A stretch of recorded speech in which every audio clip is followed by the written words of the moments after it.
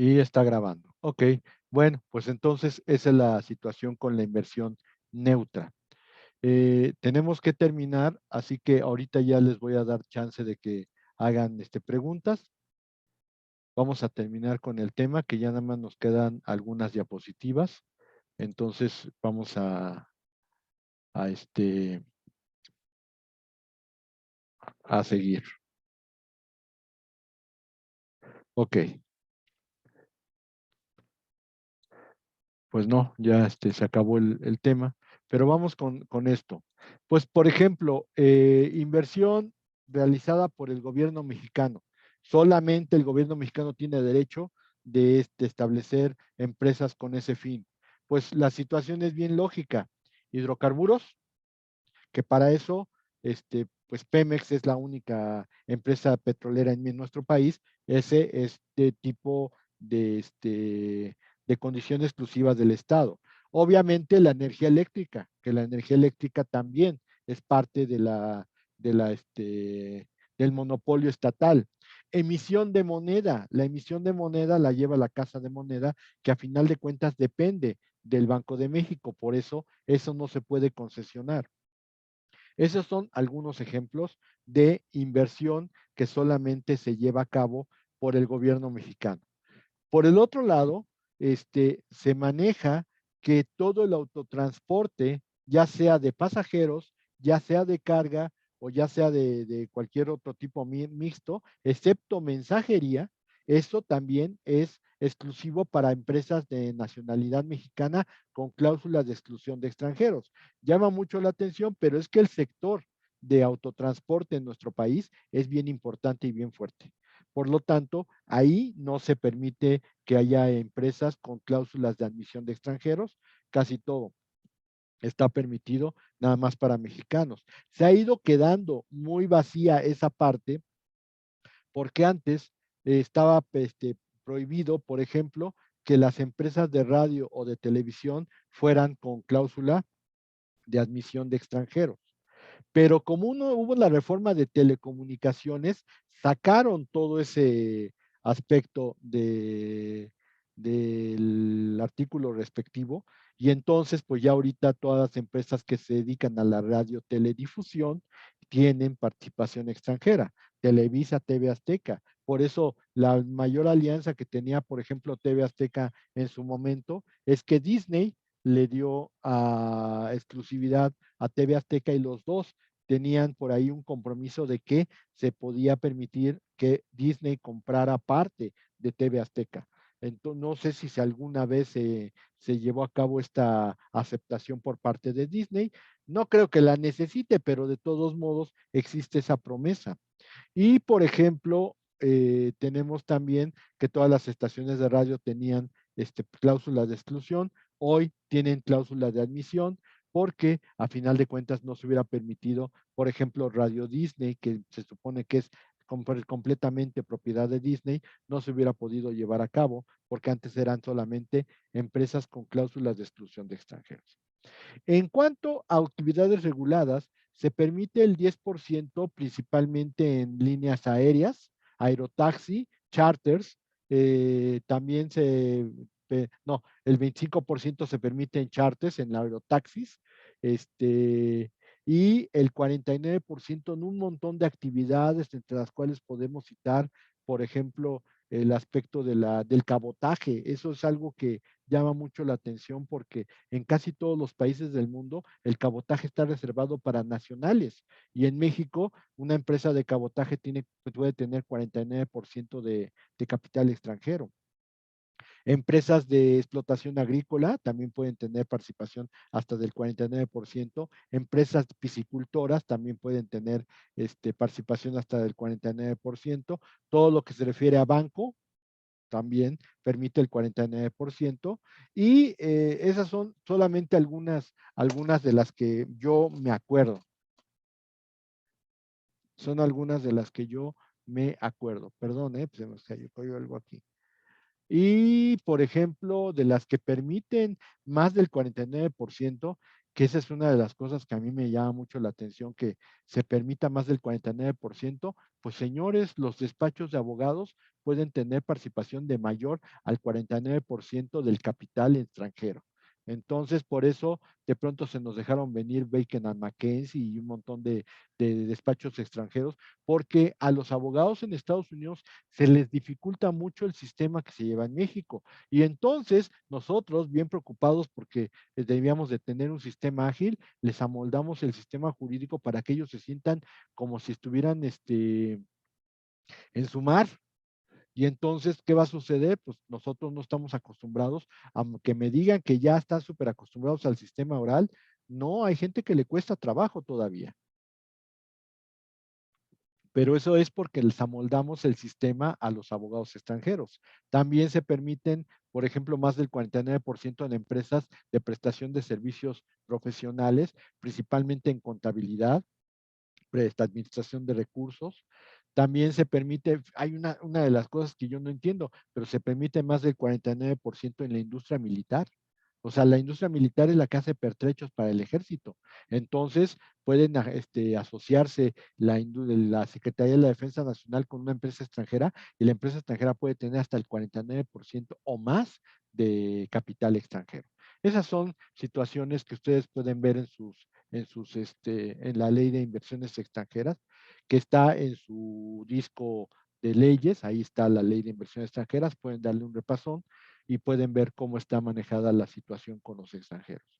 La inversión extranjera lo único que trata de evitar es que haya adquisiciones en zona prohibida. La adquisición de bienes en zona prohibida está prohibida bajo cualquier tipo de piramidación, de asociación, cualquier forma en que se pueda evitar que se regule la zona prohibida o que se pueda evadir la prohibición en zona prohibida. Eso está prohibido en la Constitución y en la Ley de Inversiones Extranjeras. Y la inversión neutra se considera como si fuera nacional.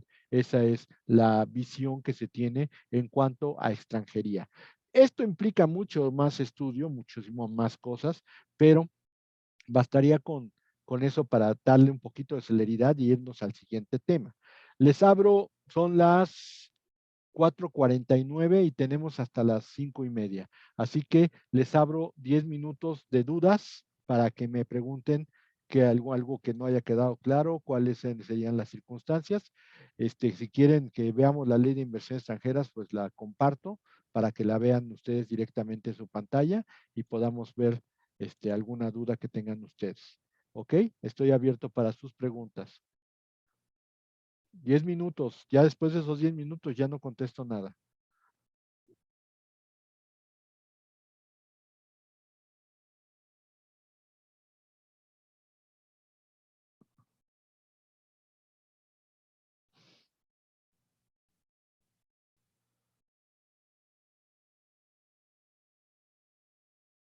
¿No hay preguntas?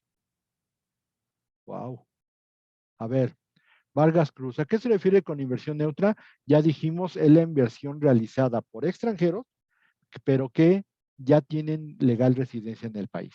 Se considera que es neutra porque si bien es cierto es extranjera, se supone que una persona que vive en el país no está tratando de malgastar su dinero y si invierte es en beneficio de la economía nacional. Entonces, por eso se le llama inversión neutra. La inversión neutra en un momento dado de duda se equipara a la mexicana. Entonces, por eso se le llama inversión neutra. Está hecha por extranjeros, pero que ya tienen legal residencia en el país. ¿Ok? Espero que le haya contestado. ¿Otra pregunta? Gracias. De nada.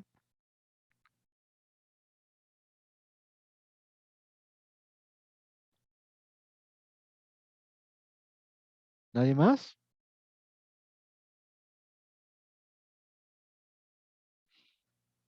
O levanten su manita para ver cuál es su duda.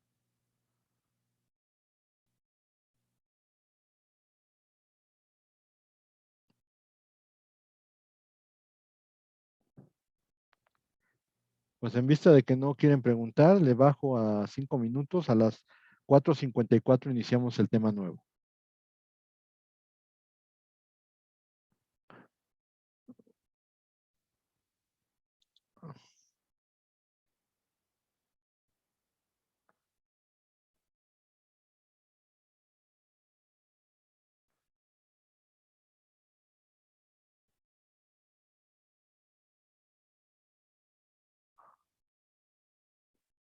A ver, por mi parte todo bien, López Hernández dice. Ok. Bueno, si ya no tienen ninguna pregunta y ya todo está bien, pasamos al siguiente tema. ¿Están de acuerdo? Levanten su manita los que estén de acuerdo en que ya pasemos al siguiente tema.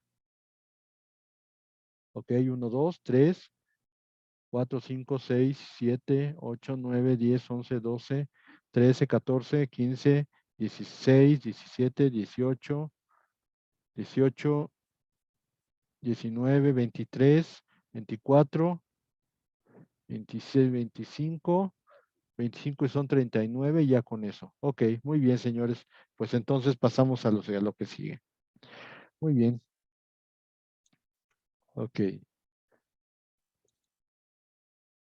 Lo que nosotros debemos estudiar en el derecho internacional privado es lo que se conoce comúnmente como, bajen la mano las personas para que ya podamos proceder a lo que sigue.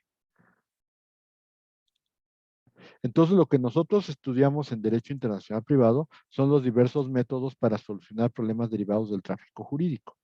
Y como eso es muy importante, nosotros estaremos ahorita empezando con esta unidad, que es bien importante porque ahí nos vamos a dar cuenta de una generalidad de métodos, porque no nada más es uno, son varios.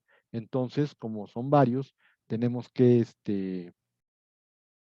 prepararnos para poderlos entender mejor y saber cuáles son las condiciones de cada uno de ellos. A ver,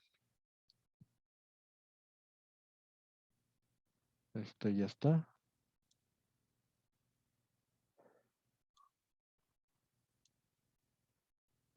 ¿Por qué no me quiere abrir la sexta?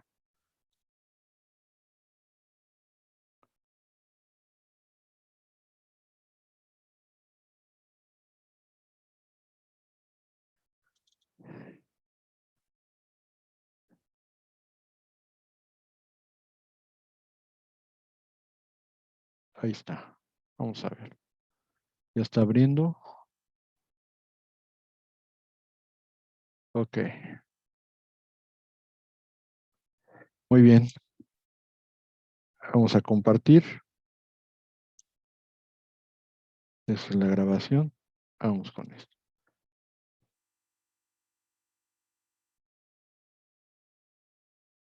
A ver, compartir.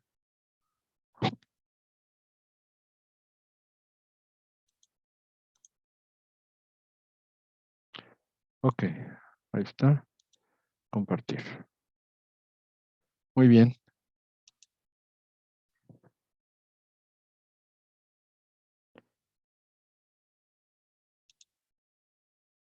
Ok. Aquí están los métodos para resolver problemas derivados del tráfico jurídico. Nosotros lo dejamos en la primera unidad. Los métodos son el sistema conflictual tradicional, el sistema de normas de aplicación inmediata, el sistema de normas materiales, el sistema de derecho uniforme, el sistema de lex mercatoria y el sistema de conflictos de competencia judicial. No dudo que en los últimos años a lo mejor pudo haberse desarrollado otro, pero técnicamente esta clasificación en 6 partes ha cumplido con una función pedagógica muy importante porque casi todas caen dentro de o son derivadas de. Por ejemplo, el sistema de derecho uniforme es un conjunto de normas materiales pero adoptadas a nivel internacional, es decir, por medio de tratados.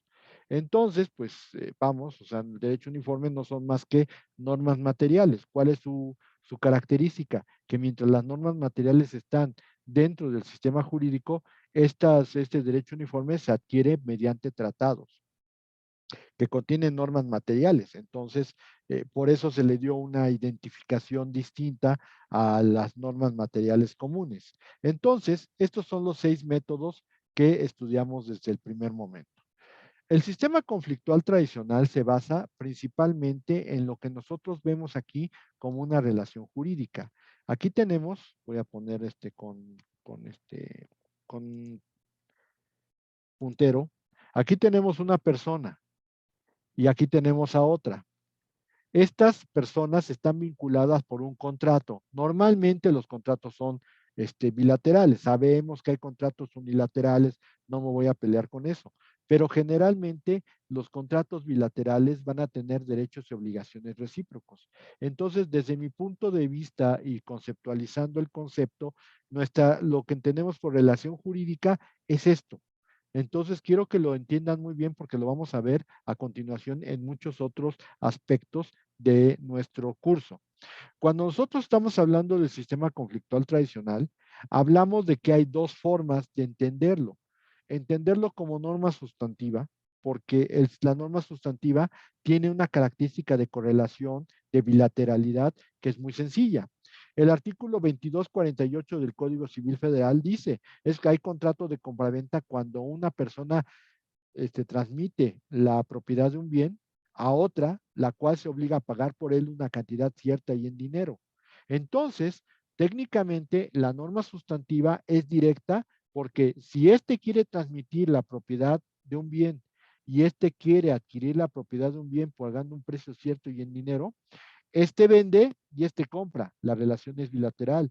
Y el artículo 2248 dice, cuando se cumplan estas condiciones, hay una persona que se obligue a transmitir la propiedad de un bien a otra persona, la cual se compromete a pagar por él un precio cierto y en dinero, se entiende que hay compraventa. No hay mayor discusión, no hay mayor problema. La norma sustantiva normalmente es directa. Es lo mismo, si una persona intercambia un bien por otro, pues está cayendo en lo que conocemos como un contrato de permuta. Y obviamente la ley inmediatamente lo regula. Es directa, no tiene mayor problema. Pero ¿qué va a suceder con el sistema conflictual tradicional? En el sistema conflictual tradicional, aquí está nuestra relación jurídica y vamos a tener a dos personas a las cuales puede haber muchos motivos por los cuales se les va a aplicar una norma extranjera. Ejemplo, vamos a suponer que este contrato, el contrato que vemos aquí, entre esta persona vende, esta persona compra, es una compraventa normal. Pero, ahí viene el punto, el bien se va a adquirir en Argentina y vamos a entender que la relación se lleva a cabo en Argentina. Pero de pronto esta persona dice, yo quiero anular el contrato, quiero anularlo, quiero que no tenga efecto. Aquí, ¿qué ley se le va a aplicar a estas personas? No podemos aplicarle la ley mexicana porque hay una situación. ¿Recuerdan los elementos de existencia y los elementos de validez? Sí. Ok. A ver, ¿cuáles son los elementos de existencia? Que nuestro código nada más maneja dos. Sí, la doctrina maneja tres, pero técnicamente nuestro código maneja dos. ¿Cuáles son? El consentimiento y la solemnidad. No, y el objeto. Ahí el objeto. Nada más, no hay otra. ¿Sí? Esos son elementos de existencia. ¿Sí? Si el contrato es inexistente, es que faltó o el consentimiento o faltó el objeto, según nuestro Código Civil. La formalidad no. ¿Por qué? Porque en la mayoría de los actos jurídicos, aunque se pueda revestir de cierta formalidad, entendamos, un contrato de compraventa de un bien inmueble tiene que estar en escritura pública, nada te dice que si no le das esa solemnidad del acto es nulo. Al contrario, lo que tú tienes como derecho es pedir esa solemnidad. Es decir, si a ti te lo transmitieron por un contrato privado, tú tienes todo el derecho de darle esa solemnidad mediante la escritura pública, pero el contrato ya se dio y por lo tanto el contrato te da en ese sentido la presunción de que eres poseedor de buena fe. Ahí tenemos una situación compleja. Pero también tenemos elementos de validez, es decir, ahí sí el acto debe de ser considerado que si no cumple con alguno de los elementos de validez, entonces pueda ser nulo. ¿Y cuáles son esos elementos de validez? A ver. La forma. Forma, Primero, falta de primero, vicios en el consentimiento. ausencia de vicios del consentimiento. Ausencia. Capacidad, licitud en el objeto. Y por último, la formalidad. que vuelvo a insistir, la formalidad al final de cuentas es solamente una situación eventual, porque no todos los contratos son solemnes, no tienen una formalidad establecida, ¿ok? Pero los otros tres, sí. Capacidad, porque las personas deben de tener la capacidad, ¿sí? Si alguno no tiene la capacidad para celebrar el acto es nulo. 2, la ausencia de vicios del consentimiento. No puede haber dolo, error, lesión, ni mucho menos error, dolo, lesión, y me falta uno. ¿Cuál es? Mala fe. Bueno, la mala fe no es un error en el consentimiento como tal, pero hay otro vicio. Violencia, lesión o Violencia, efectivamente, violencia. O sea, el error es que tengas una percepción errada, una percepción equivocada de la realidad, y por lo tanto tú pensabas que estabas comprando un coche y resulta ser que que estás comprando un elefante, por ejemplo. O por ejemplo, una situación que me pasó, que de pronto vemos en un anuncio en el periódico, vendo BMW incompleto. Y entonces mi amigo que manejaba coches, 20,000 pesos, Chihuahua, incompleto. Y vamos y tocamos, ¿no? Y, ay, oiga, que vende un BMW. Sí, aquí está. Y lo revisamos, y lo revisamos, y lo revisamos. Y dijeron, es un Z204. Pero pues decíamos, ¿cómo? Tiene sus 4 ruedas, tiene un motorazo, está todo muy bien. Y de pronto le preguntamos a la señora, oiga, ¿y por qué está incompleto? Ay, mijito, ¿qué no ve? ¿Que no tiene techo? Señora, aquí están sus 20,000 pesos, ahí nos vemos. Eso es un error. ¿Por qué? Porque la señora debió haber entendido que era convertible. Y el techo está escondido dentro del carro. Pero pues ella decía que estaba incompleto. Y por eso lo vendía tan barato. Ahí hay un error. ¿Sí? Un dolo, pues es cuando haces que la persona caiga en error. Nosotros al pagarle los 20,000 pesos y no sacarle su error, señora, el coche es convertible, el coche debe valer más o menos 400 o 500,000 pesos, nosotros estamos incurriendo en dolo. Ahí el problema es que como factor de negociación, pues el punto es que tú debes de saber tener la información sobre lo que estás vendiendo, porque si no, tú solito caes en el grave problema de que puedes caer en un error de apreciación, pero pues no puedes echar para abajo la oferta. El otro caso de la lesión es que una persona, aprovechando la total ignorancia o la inexperiencia de otro, obtiene un lucro excesivo a lo que se obligó. Entonces, en este sentido, pues ahí tenemos que hay un vicio de la voluntad, y la violencia es cuando se coacciona física o moralmente a una persona para llevar a cabo el acto. Ahí tenemos los 4 vicios del consentimiento. En cualquiera de esos se puede anular el acto. Y el último es la licitud en el objeto. O sea, si el objeto no es lícito, pues entonces todo el acto se echa para abajo. Bueno, en este caso, esto es como nosotros lo manejamos en la doctrina en México. Pero si este asunto está firmado en Argentina y es sobre un bien en Argentina, la lógica, ¿qué te indica? Bueno, pues que tienes que ver cuál es la ley aplicable al caso conveniente para ver si estamos aplicando de verdad una figura de nulidad.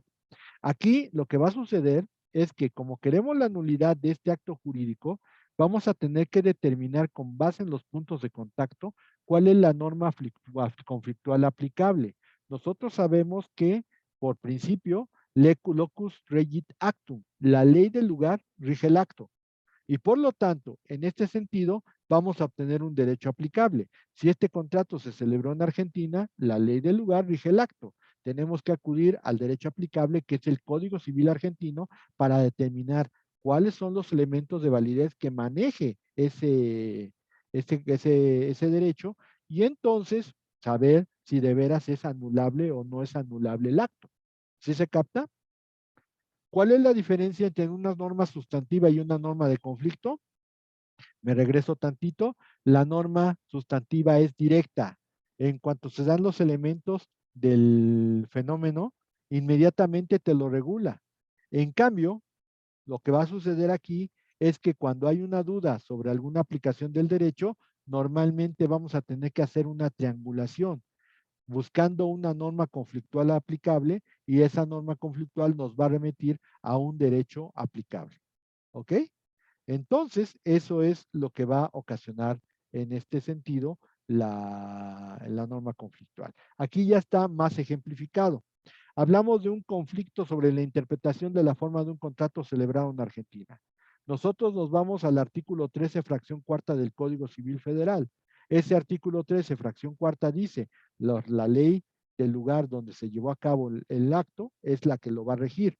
Por lo tanto, tenemos que acudir al Código Civil Argentina para ver si la forma se reguló o se cumple conforme al derecho argentino. Y si no se cumple, a lo mejor ahí sí se puede anular. ¿Sí se capta esta idea? ¿Hay alguna duda al respecto?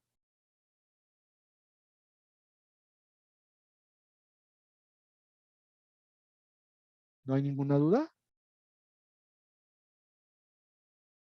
No, profe. Ok, aquí tengo dos chats. ¿No? Ok, por mi parte todo bien. Ok, bueno, pues entonces seguimos. Vamos a salirnos de aquí. Ok, bueno, pues esa es la idea. Vamos a acudir al manejo de algunas cuestiones relacionadas con estos fenómenos, principalmente opiniones de autores. Primero, la necesidad de recurrir a la aplicación del derecho extranjero o a uno distinto del foro es lo que nos va a ocasionar el hecho de aplicar el sistema conflictual tradicional. No todas las respuestas están en el derecho interno. Hay que veces que hay que acudir al derecho extranjero.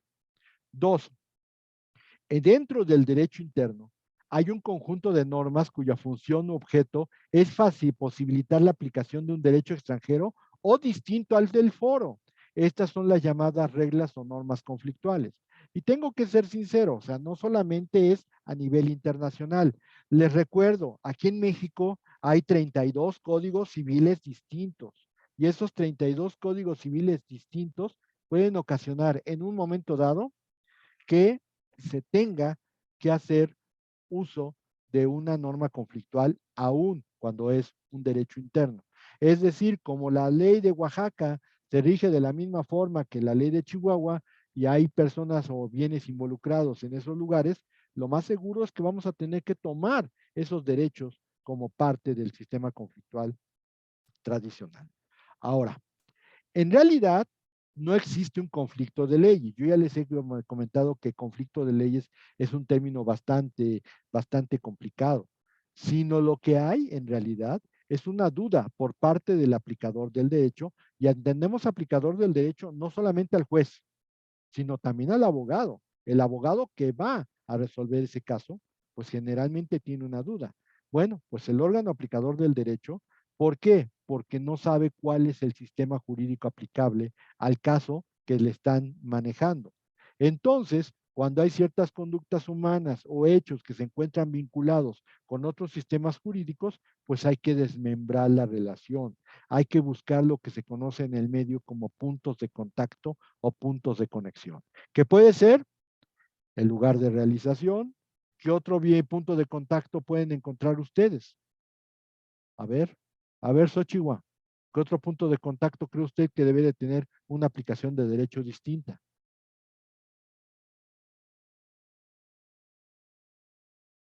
Lex Tracy Tae.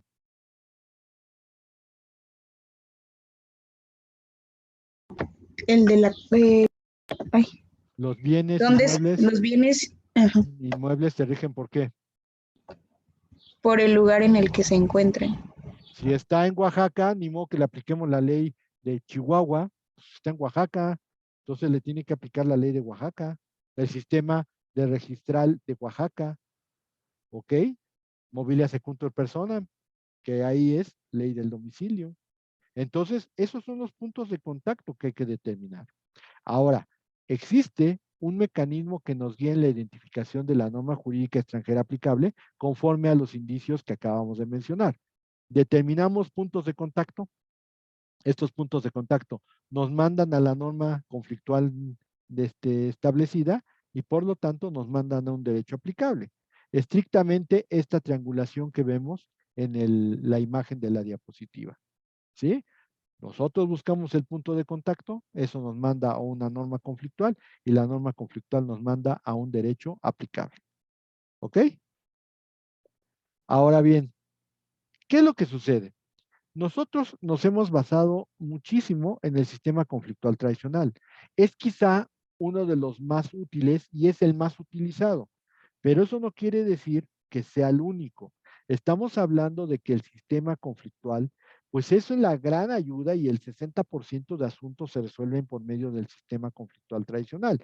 Por eso incluso lo vamos a ver, digamos, desglosado de todos los aspectos. Pero definitivamente es el que más se utiliza, pero no quiere decir que sea el único método que ayuda para resolver problemas derivados del tráfico jurídico. Tenemos, obviamente, que es las normas de aplicación inmediata. Aquí las normas de aplicación inmediata utilicé el mismo sistema, pero no es el mismo fondo, no es el mismo fondo. Aquí las normas de aplicación inmediata tienen una característica fundamental, que es el orden público.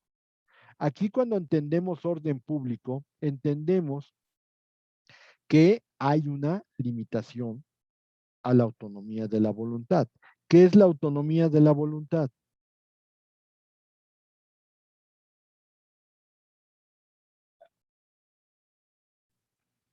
¿Qué es la autonomía de la voluntad? ¿Nadie se acuerda de eso? ¿No han llevado contratos? ¿No era cuando respecto al contenido que se había pactado en el contrato, profe? Pues sí, mija, pero se llama libertad para contratar. Ajá, ¿Usted tiene libertad para contratar absoluta? ¿Tiene libertad para contratar de manera absoluta? sí. ¿Sí, de veras? ¿Se arriesgaría a hacer un contrato como el de la propuesta indecorosa?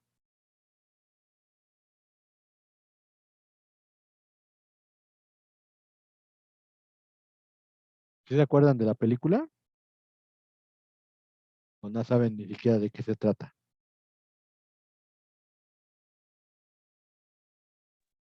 No, ni idea cuál es esa película, profe. A ver, son un matrimonio joven que está a punto de perder su casa. De pronto al marido se le ocurre que pues, hay que ir a Las Vegas y jugar.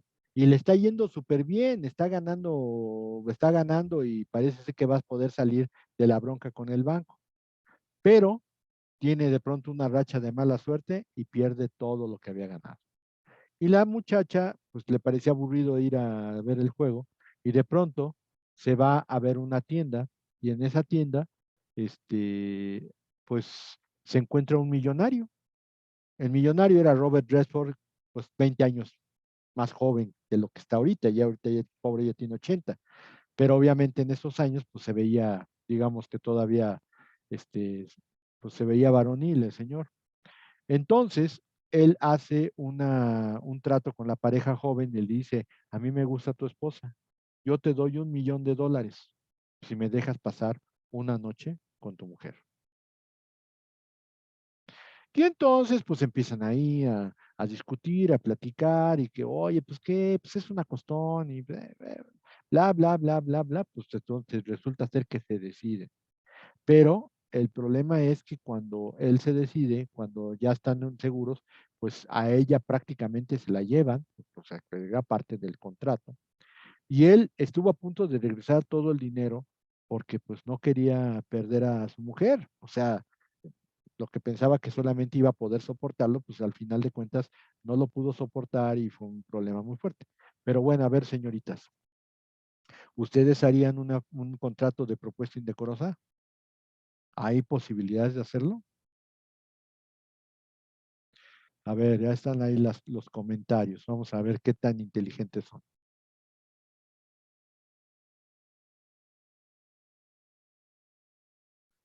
¿Es la de Demi Moore? Sí. Es como el capítulo de Los Simpson con Arnie. Bueno, pues sí. Es la capacidad de... Papá. Bueno, sí. Pues ya la identificaron, pero no me dice nada. ¿Se puede o no se puede?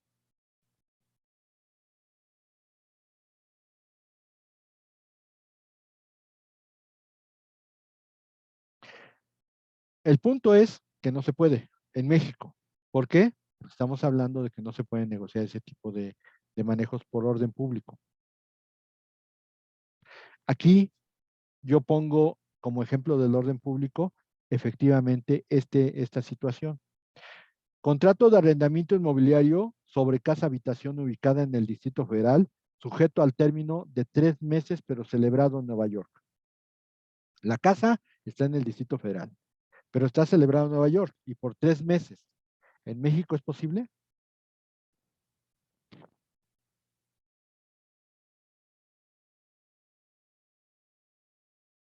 No, no es posible porque creo que el plazo mínimo es de 1 año. Bueno, pues es que ya vio el ejemplo. Efectivamente, si yo lo celebro y quiero que a los 3 meses correrlo con base en un desahucio o como quiera yo llamarle, ¿cuál es el problema? No se puede. ¿Por qué? Porque el propio código, y aquí lo maneja el artículo 2448C del Código Civil Federal, que es una norma de aplicación inmediata, te dice, el contrato, aunque se haya celebrado en Nueva York, válidamente el término que de nuestra ley prevalece y se tendrá por no puesto el del contrato, porque aquí se dice, los contratos de arrendamiento para casa destinada a habitación deberá ser forzosos de mínimo 1 año. Por lo tanto, aunque lo haya celebrado en 3 meses con Nueva York, pues simplemente no va a resultar en México, porque en México el arrendamiento inmobiliario está categorizado como una cuestión de orden pública. A ver, ¿qué derechos está protegiendo con esta disposición de orden público? A ver, Aram, perdón.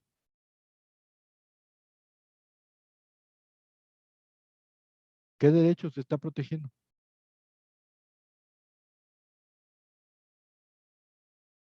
Y no me diga que no se protege uno, claro que se protege.